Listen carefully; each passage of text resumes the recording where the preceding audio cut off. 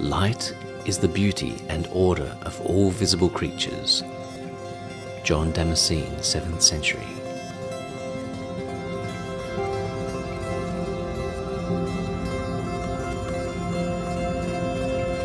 We cannot see any beauty deriving from an object itself, but only the beauty that derives from the splendour of light. Basil, 4th century.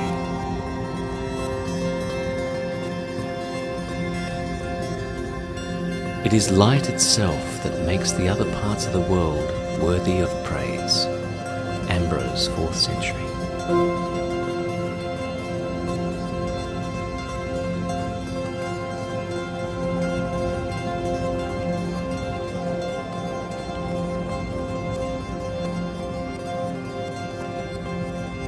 Light, it's all around us. It's ubiquitous. It's a really important part of the way we perceive and understand our world. And it seems that we don't really give it much of a second thought. Well, until a time that there is no light, we seem to notice its absence more than anything else.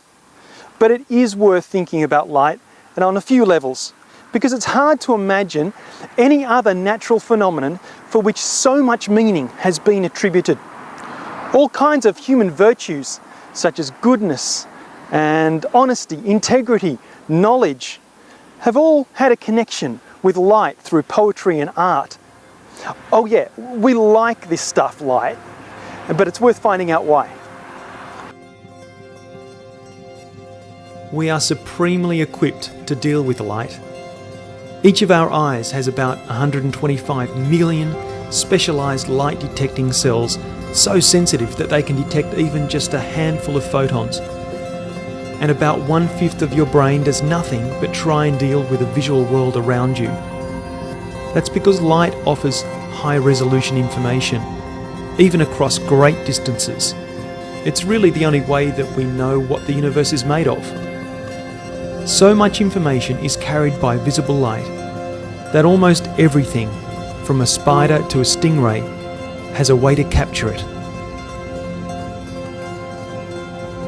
You know, the way I think about light is that it's really actually made up of a whole bunch of particles, so-called photons. So they're little tiny kind of balls, let's say, or little elements, and so the sum of those give us all the effects that we can see. It's massless, so they don't actually weigh anything, although they can carry momentum, because otherwise they couldn't travel at the speeds that they travel at, so essentially at the speed of light. That is very fast, 3 times 10 to the 8 meters per second. I don't know. Quite fast indeed. There's laws of physics that essentially say that as a particle travels faster and faster, it effectively gets heavier and heavier. So it gets so that therefore it can't reach to get any more energy to reach that speed of light. We always kind of work on this principle that light can act like both particles, and it can act like a wave. So essentially all of the kind of classical things that and observations that we see in the real world, so things that we see that affect us on kind of day-to-day life, this is light acting like a wave. And but if you look down in the very detail, then actually light is particles. It turns out that light is a very difficult concept to understand at a scientific level, but it doesn't change our attraction to light. Even from the day we're born, we respond to light and we turn to it, we look for light. It seems to be something of a survival mechanism built within us. And so it's no surprise that when we change light, it has a profound effect on us emotionally as well.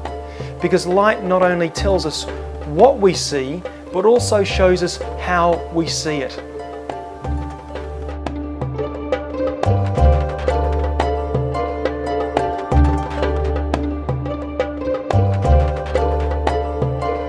People tend to like the warm look.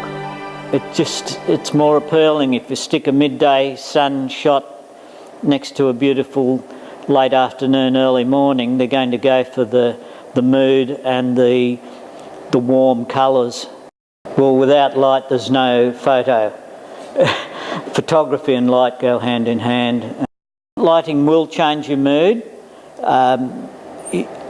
For example, you can have a stormy daylight, which a lot of my shots are shot on stormy, gloomy days, which will then evoke a different feeling as to a subtle lake at sunset. You've got what is called the golden hour, which is sunset, and 20 minutes after that.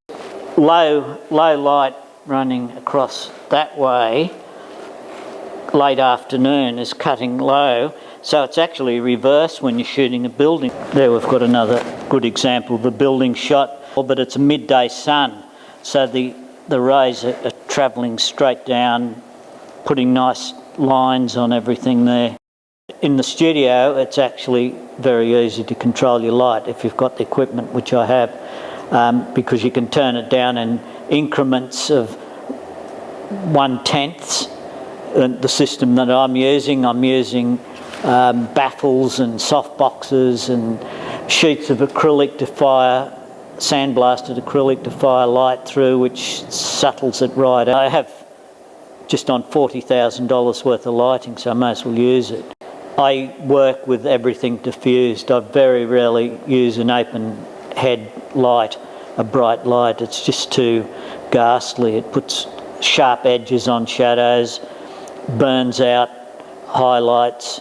If I get a product in, be it a diamond ring or a bottle of wine, I know exactly how to light it and get a great result.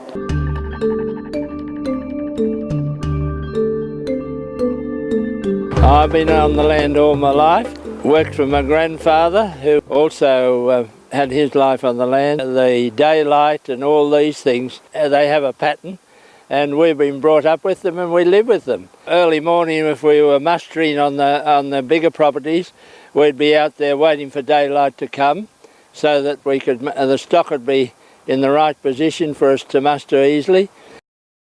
It's really a nonsense. I think if you wanted to save a few hours, or have a few hours off at the end of the day, you just start earlier, as we do on the farms. If they want to go and play golf in the afternoon, well, start at 8 o'clock. And I don't think we need it. I think as we're taught on the land, you've got to get down to the basics and look at what is really necessary. Yeah, there's a real contrast between light and darkness, obviously, and our experience of darkness is often of the unknown, of things that we're not aware of. And where you've got light, there's knowledge and understanding and confidence and hope. And so there's a real contrast there between light and darkness. But that then also has that idea between good and evil. Evil and darkness go together, and light and good go together. The light that we see all around us, it's absolutely critical for life. When you think about where all our energy comes from, ultimately it's come from light. And the connection between life and light is really important. And on a spiritual way, it's important as well, that each one of us needs a light, something that brings us understanding and knowledge and brings goodness in our lives. And it doesn't matter where you are in the world, you'll find religions and cultures paying special significance to light. I'm here in the central Vietnam town of Hoi An, and tonight we're going to see lanterns float down the river. And I'm keen to see what they look like against the dark sky, but more importantly, what impact emotionally and spiritually they might have on me, even as a complete outsider.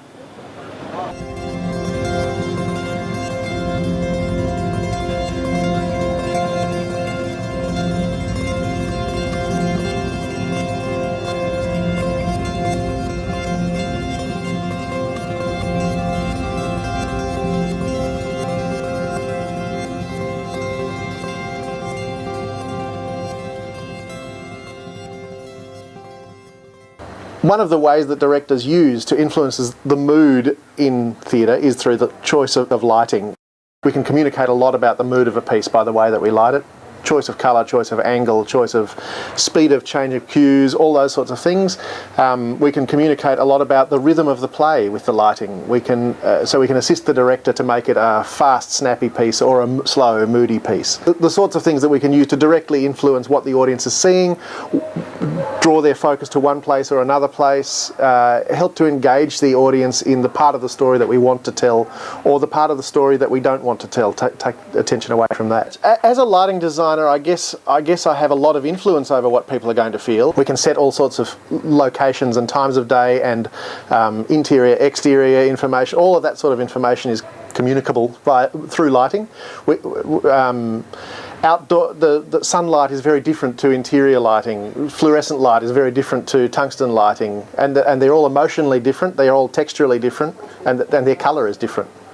As a lighting designer, I want to engage with the director. I want to know the story that the director is wanting to tell the audience, and then I become one of the media through which the director tells that story. So I'm helping to build the visual world through which this story is being told. Most of the lights that we use are hung above. Then there's above from in front and above from behind and above from the side, but then there's also quite a lot of occasions where we want to get lights down low. So quite a lot of low side light, particularly in dance, uses quite a lot of low side light. Side light will give you a lot of sculptural effect, so you can make bodies stand out against backgrounds and those sorts of things. And then there's also, often we'll use a little bit of front floor light to just fill out shadows. If you can't see someone's face, you lose shades of meaning. So one of the things we really like to try and do is generally illuminate the face so that the audience can understand what the actor is trying to communicate. Now, obviously sometimes we're going to deliberately shadow the face so that it obscures meaning, and ambiguity is what we're going for in that particular case, but we have to be deliberately going for that. If I go and see U2 at an arena, I want to see the lighting. You know, it's all about the flash and bang and the whiz. If I go to see a moody Ibsen piece at Belvoir Street, I want something a little bit more subtle and nuanced.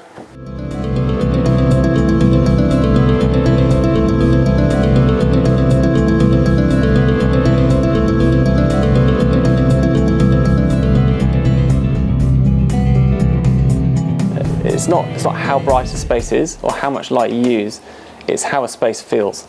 And you change how a space feels by what you light in a space. You know, really the benefit of light is beautification of a space. You can create a very average, bland environment and change how it feels and how it looks just through light. Well, people's mood can be really affected by light, and you can change light in terms of colours, and there's a lot of research that's been done about how different colours affect people's mood. As an example, you should never use green in an eatery, in a restaurant. People want to feel relaxed and they want to feel happy and they want to feel sexy with their partners. You know, a softer, warmer light hides imperfections in people. And a softer, warmer glow makes your skin tone look better and you feel better about yourself in that kind of environment. Creativity comes with how you apply different types of light, different colours of light, different accents and shadows to their surfaces. You look at ambient light, which gives you a soft, even light level. Then you've got accent light, which punches through that to draw your eye to certain things. You've got integrated lighting, where you don't see the light source. It's all about seeing the light effect and not the light source. And then there's kinetic light, which might be some kind of colour or effect or ripple or something like that. So you balance those four things. By mixing up ambient and accent lighting, you create light and shade and contrast. If you light too much, if you light everything too bright, you can't accent anything, because which then makes the space feel very flat. And I think it's just about mixing up different techniques of lighting to make a space interesting. Because if it's just one sort of flat light level or one application of light, then your eye doesn't dance around, it doesn't draw attention. So I think we enjoy variation in light effects. When you dim a tungsten or incandescent light source, it gets warmer, and when you pump it up, it gets cooler. And that's exactly what happens with the sun. So when the sun's at its full peak, it's a much cooler, sort of 6,500-ish, I think, cooler white. And as it dips down below to the horizon, it gets very warm to like a 2,000 or something like that. And so that's how the human body is programmed to react to light. What we tend to enjoy in artificial lighting is effects that you can get through nature. You sit around a campfire, it makes you feel safe because there's some light. You feel cozy because of the warmth that comes from it, the actual heat warmth. there's a visual warmth that comes from light. It makes you feel safe in terms of the fact that there's light, you can see what's going on, it feels warm, you sat with your companions, you might be sitting around having dinner, and that, I think it all probably stems back to campfire. I think one thing that seems to be happening as technology moves on, we'll move away more from our natural experience of light. So if you think about how you start with fire, and then you move to incandescent light sources, and then you move to a fluorescent light source, and then you move to LED. As things have moved on, you've got further and further away from this really warm, soft light. It's not how bright a space is or how much light you use, it's how a space feels. It's a very primeval thing, needing light and sun. You know, when it's blue skies and sunny, you feel completely different. The sun is really, really important, and we're creatures of the sun. That's how we evolved. And so people these days spend so much time in buildings and inside. And so often I go and see people and they don't even know which way their house faces. You know, I'll walk in and say, now where are we? Where's north? And oh, I don't know. And so people don't even know what they're missing quite often. You know, our circadian rhythms and our health depends very much on light. One of the terrible things they do to prisoners is put, you know, really, really bright lights and don't turn them down 24 hours a day, and that's a form of torture. There's a lovely expression in Danish called hygge, which means cosy and friendly warmth. You come from outside in winter where it is dark and cold, and you come in and you've got candles, you've got soft lamps, and it's all about the ambience and the atmosphere of feeling cosy and loved. I think people don't understand how much light affects them and affects your mood. And I think that as a designer, being able to create that is really, really important. Designing a space is designing light.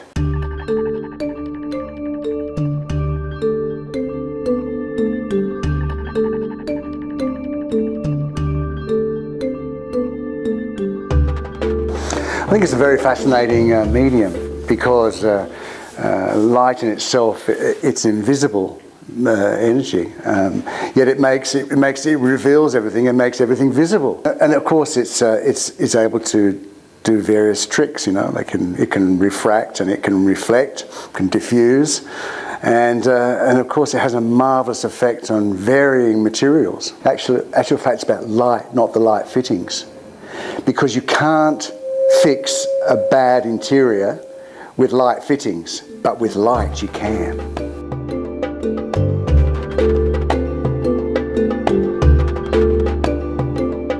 Spent 40 years trying to light and use light in various different ways, and I'm always finding another way. You can use filters and honeycombs and all the lenses and spreader lenses and all these sort of tools that we have. And then also we can actually change, we can look for materials like glass with different translucencies and opacities. You can backlight them, front light them, you can have lots and lots of fun. For me, doing a successful lighting design is people going into a space, really enjoying it and loving to be in that space, but actually don't know why. You know, if you go into a fast food outlet, for instance, we use higher light levels there, so people don't sit there for a long time. You know, but if I can make people sit there, if you have a nice restaurant where I'm lighting it and I have a lower ambient light level, it becomes more relaxing and therefore you stay longer. It's a very powerful medium. You can enrich people's life. We do use light to actually introduce a feeling, a response, a human response. Well, I guess so. I just don't like the word power, you know, as if I'm sort of controlling people. But yes, indeed, we can actually do that, and we know we can do that. But it's a harmless power. It's a beautiful power. It's a beautiful power.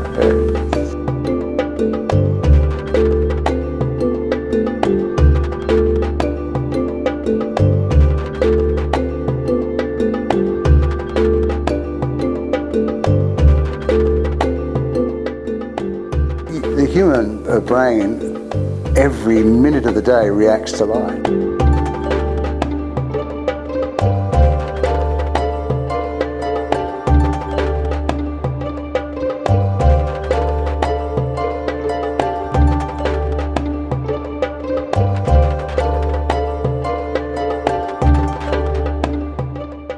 Oh look, I think for sure, give us 10, 20 years down the track, LEDs will take over. If you look at the global energy use, that it is over 80% dependent on fossil fuels, oil, gas and coal.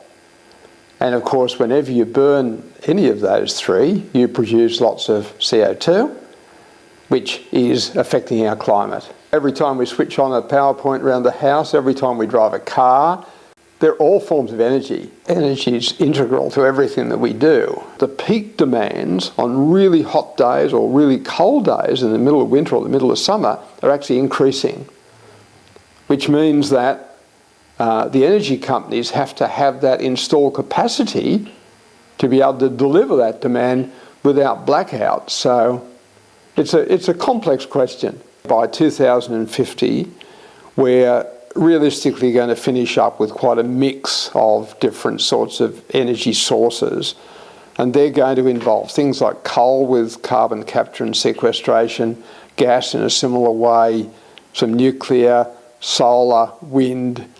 So yes, I think we are going to finish up with quite a mix. We can't do very much ourselves about whether we use coal or gas or wind.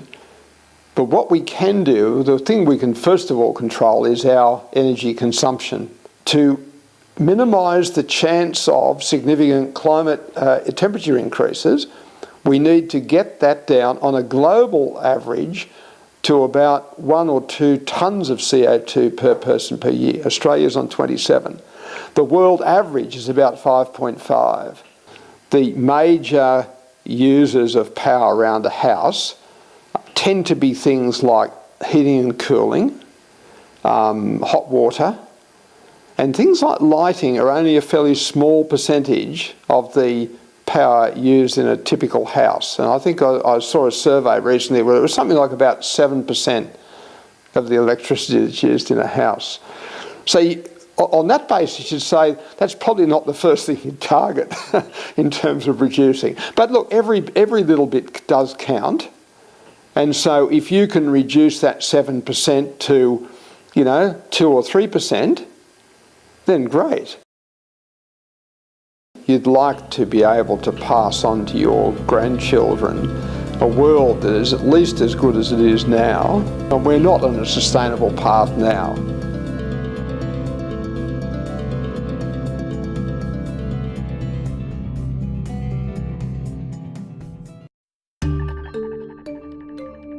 Okay, so most incandescent globes now have all been on their way of being phased out. CFLs are a compact fluorescent lamp. Most people will know them by being a spirally type globe or straight up and down. The future of lighting at the moment is all really built around LED lights. What that stands for is light emitting diode. These days, manufacturers are making lights with the LED built into it. So as a customer, you don't have to worry about buying a replacement globe. The advantages of using LED light is that for most people, you're able to reduce a huge amount of power that you consume within your house and achieve the same amount of light. Provided that there is a heat sink, this lamp should have an average lamp life of 20 to 30,000 hours. If you were to talk to any of the large lighting companies, all their research and development funds are all going into solid state LED technology. One has to be very careful with the quality of light with LED, particularly in hospitality. We always regress the actual LED module into the ceiling, so 20, 30 millimetres, so that you're actually not looking at this bare, very strong point source. You've got to remember that an LED is a point source, very glary. The average life of an LED module that they're promoting is around 50,000 hours. But it could depreciate, that's at about 65 degrees Celsius. Once you start going up 10 degree and 10 degree jumps, then it has a very, very sharp deterioration you will notice in the life. Technology enables us to reduce energy usage. As we talked about LEDs, they do use less energy than halogen, and that's making a big difference to the total usage of energy in buildings. In some cases, we work on projects where someone says, I've got these light fittings, this is what I'm going to do, can you review it and let me know what you think? Okay, so we might come in, you don't use any more light fittings, it doesn't cost you any more, you just shift them around to the right places, change some beam angles, and accent task surfaces, wash walls, and not necessarily just give a blanket of light in the space. There was a previous scheme done 10 years ago that was done with halogen, and I think this scheme uses 30% of that energy, so it's 70% more efficient than the halogen source was. So this is where the council's got LED streetlights on test. And the major issue with LED streetlights is glare. Now you can try and achieve the same kind of thing with LEDs, reflecting LEDs off a reflector, but then the efficiency just drops right off, and you really lose the benefit of the low energy usage and the efficient light source. Most LED streetlights are actually less efficient, deliver less light and take more energy than metal halide. Now there's plenty of different kinds of light, and here's a question. What kind of light do we like the most? What kind of light is it that makes us feel the most comforted, the most at home? Well, it turns out it's not the fluorescent tube, because that's a very green kind of light. In fact, the kinds of light that we like to put around our house should be the kinds of light that reflect nature. And quite often that is a much warmer colour than what you'll get from a fluorescent tube. And we need to place light around our home which reminds us of natural things. We are tribal kinds of people primarily, and our tribal instincts tell us that the forest is a very natural environment. And on the forest floor we see light which has been filtered through the canopy, providing a dappled, pooled effect on the forest floor. So repeating that around the house would be a good idea. The cave is a very natural environment. If we take strong lights and bounce them off the walls, as we might see in a cave, it provides some kind of ambient glow. So this is in stark contrast to the kinds of light we might see at a 7-Eleven store, where it's evenly lit and it's got fluorescent tubes. And that's great for a commercial environment, but it's not quite the environment that we want to live in, because it doesn't remind us of nature.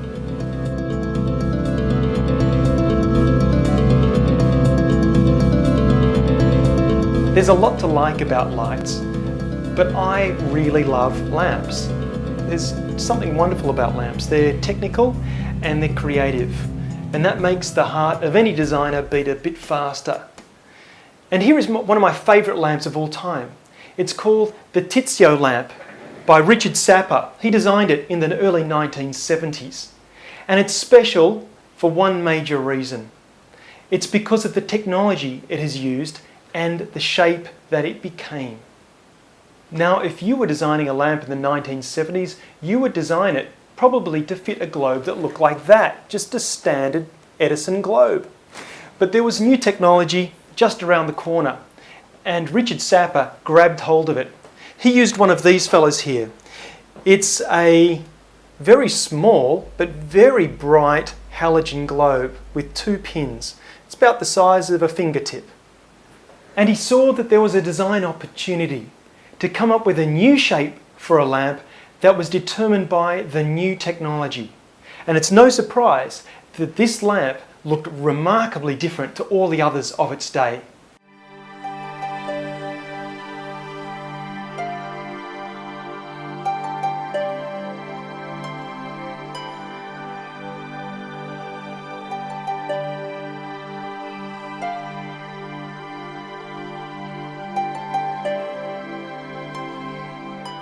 So Richard Sapper took new technology and redefined what a lamp could or should look like, and came up with a design classic. Now, do we have the same opportunity today? Yes. The technology is LED lights. And let me show you some of the first attempts of LED light fittings. This one is a strange looking thing. You probably recognize it. It's supposed to look like the shape of a standard Edison globe, but you can see it's sort of failing in some ways. The light only comes out the top. So it's new technology mimicking old technology, and that rarely ever really works. And here's another very strange looking beast as well. It's supposed to copy the CFLs, or compact fluorescent lights, And once again, it doesn't do a fantastic job of it. Now, this probably shouldn't come as any surprise, because as new technology comes into our domestic landscape, there's usually a few mistakes that are made. Even when the first Bronze Age tools were made, for the first several hundred years, they copied the very shapes of the Stone Age tools. And so with new technology, people had to find new shapes for them, the appropriate shape and the right shape. Now, I don't think what I've just shown you is the appropriate shape for LEDs, but I do think this is. It's LED strip lighting. And we're going to use that for our own LED design project.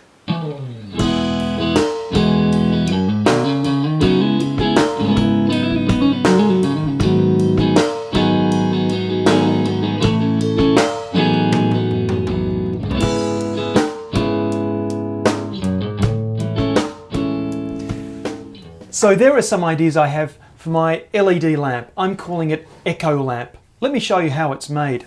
We're going to need a few things. I'll go through them quickly. Aluminium extrusion. We bend that by hand. We're going to need a block of hardwood. I'm using Jarrah. We need a power source. This is 12 volt power pack. We need a switch. This one's a small one, fiddly, but good. And of course, our new best friend, LED strip lighting. And we're also going to use some tools. They might be new to you. So we have a junior hacksaw to cut off the end of the aluminium. We have wire strippers, needle nose pliers, a power drill, soldering iron, and a hot air gun. Now we're going to join this piece of aluminium to this wood. We're going to do some measurement, but first of all, we're going to curve this piece of aluminium. And I've got a little design in mind. Step one is to mark out where I want that curve. And then we can bend it by hand on a bending bar, which is about 40 millimeters in diameter.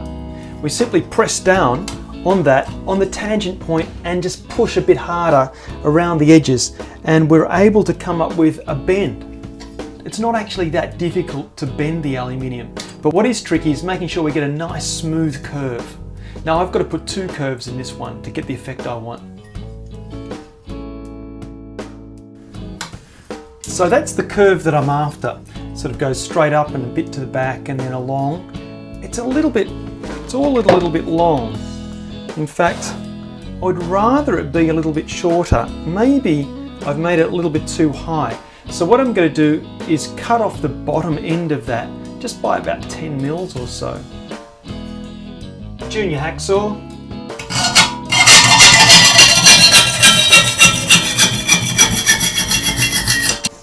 Now that rough cut there probably needs a bit of a file down with a file.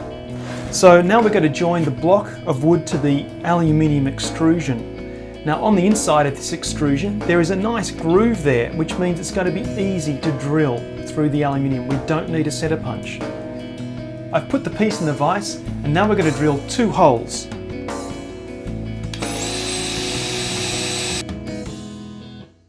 Now that's pretty easy. The next thing we have to do is take that out and line it up on a line on our block of wood and then drill 2 more holes as pilot holes. So let's drill these holes in the wood.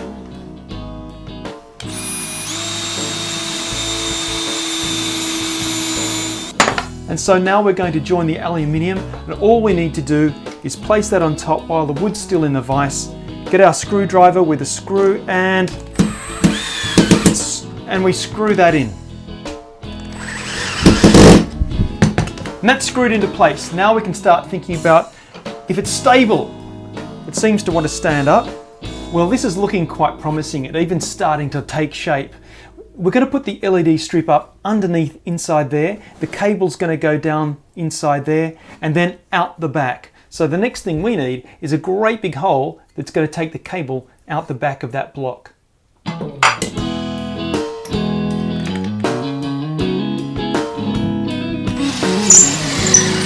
We have a hole that's come all the way through the aluminium on the other side. And don't worry too much about that hole if it's not perfect, because we're not going to see it. So we need about that length of cable, and the switch needs to go right near the base, so let's put it right there. So now we know where we want the switch to go. Let's put it on. Take the bottom half of the switch and you'll hear this. That's the click. That's a good sound. We want to hear that. We're going to take our blade and we're going to separate the two parts of that cable. And we need to separate it for about 30 millimeters. And using our wire strippers, we're going to take a segment out of one of the wires.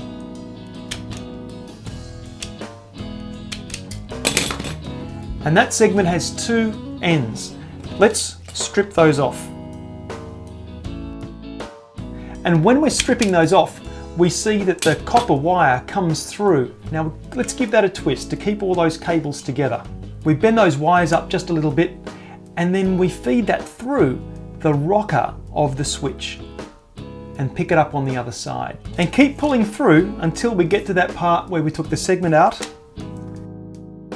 Now I want you to notice inside this switch here are the two terminals. They're copper and we need to make a connection between the two stripped ends and those copper plates there.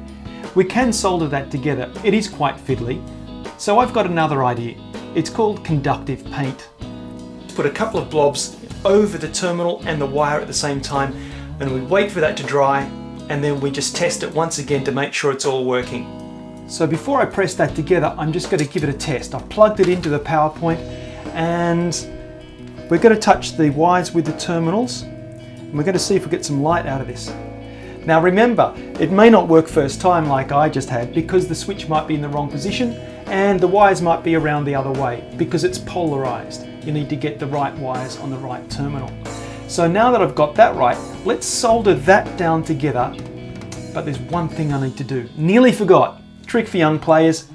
Let's feed it through the light and then solder it on so I can put the LED up the top. And we're going to get the LEDs working again to make sure they're the right way around. And then we're going to stick the cables down right next to it as well. And so we can solder those on directly. Right, time to do some soldering.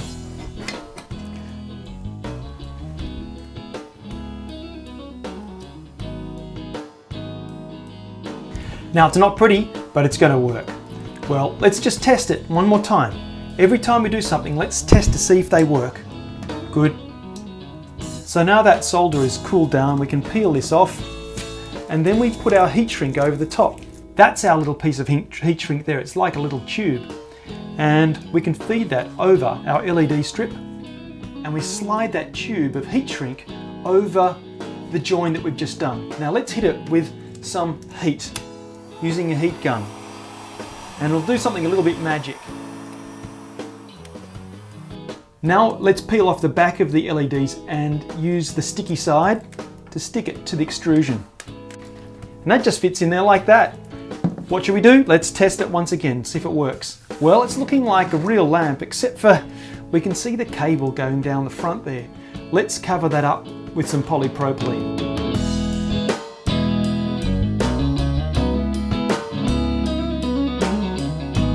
So let's feed that up into the extrusion, and it needs to have a little buckle in it to be able to fit in properly, and it feeds up fairly well. It doesn't like corners, but we can still make it do what we want. So this is where the pliers come into play. We can grab that, and we keep on pulling until we get it up to that heat shrink, then trim off the end of the polypropylene and give it a last little pull with those pliers so the base lines up and it's flat. Well, there's only one more thing we need to do before we're finished, and that is just finish off the end of the extrusion with an end cap. We're going to tap that in and then it's going to look like a bought one.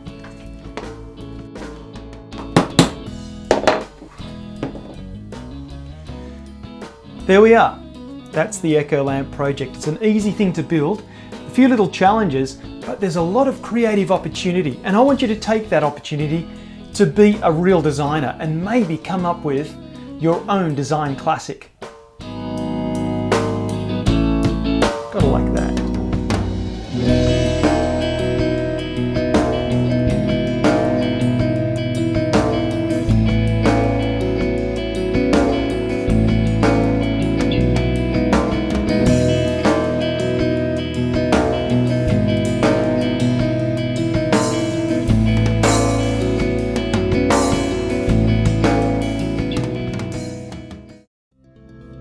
I hope you've got some great ideas for your lamp.